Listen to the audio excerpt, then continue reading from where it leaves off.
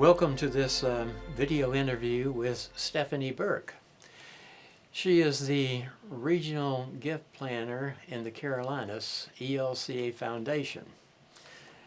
And today we want to talk with her about how congregations can learn more about plan giving.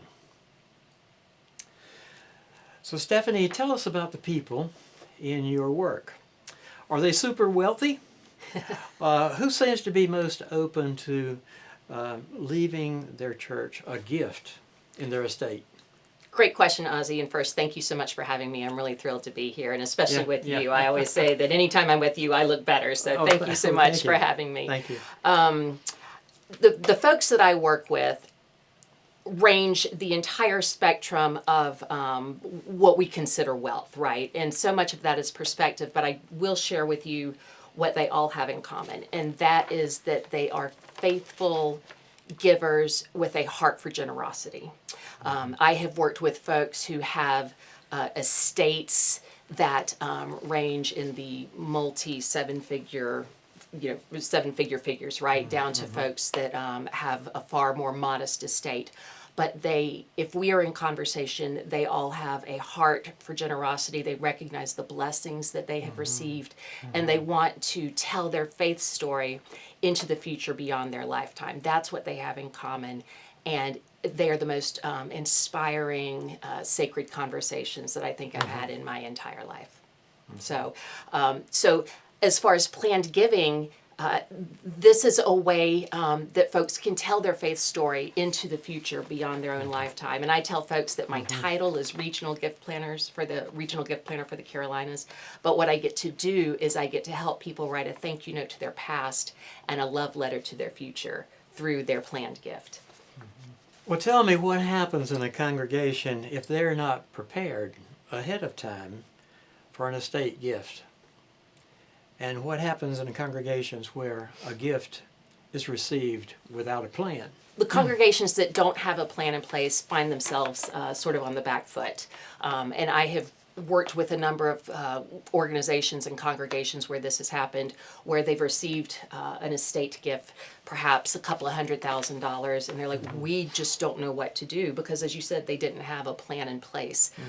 So that then makes us more having to be reactive to the gift than proactive.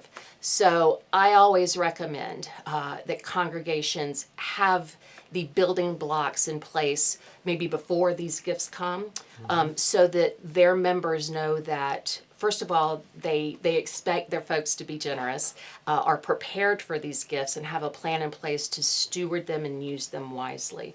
So I really recommend two documents. And one is a gift acceptance policy that you share on a website or in print at your information center that says these are the kind of gifts that our congregation will consider accepting, because not every gift is a great gift for a congregation. While the heart might be in the right place, sometimes there are gifts that are better than others. And then also bylaws, should you have an endowment in place, or ways to govern how those gifts will be used. To have those two documents in place, I think, takes care of what I call the 3 N's, and that's to inform, inspire, and invite. We have to inform and inspire and invite folks about planned giving so that they can keep that as part of their the landscape of generosity. Because what we do great as a church is sharing how to give every week, maybe every year for pledges and campaigns, but we're not the best about saying this is how you can make the most impactful gift through your planned giving and estate plan, and that's where I come in to help congregations and folks do that. How could you come and assist a congregation with planned giving? Sure.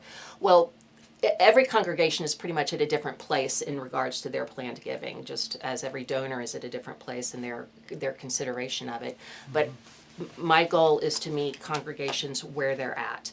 I have worked in the past where I've come and done a temple talk. I've met with church council specifically and presented to them.